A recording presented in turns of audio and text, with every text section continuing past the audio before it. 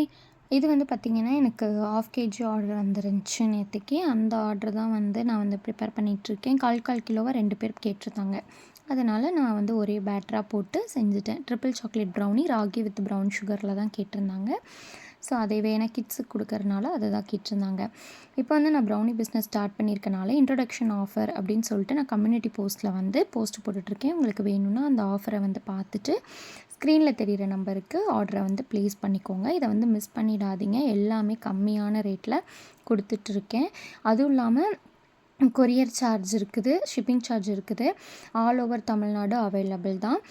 என்ன இவ்வளோ கம்மியாக கொடுக்குறாங்க, குவான்டிட்டி வைஸ் எல்லாமே நல்லாயிருக்குமா? எல்லாமே சூப்பரான குவான்டிட்டியில் தான் நான் பண்ணிகிட்ருக்கேன். குவாலிட்டி வைஸ் ஆகட்டும், குவான்டிட்டி வைஸ் ஆகட்டும், ரெண்டுமே வந்து பக்காவாக பண்ணிகிட்ருக்கேன். கரெக்டான குவான்டிட்டியில் தான் பண்ணிகிட்ருக்கேன்.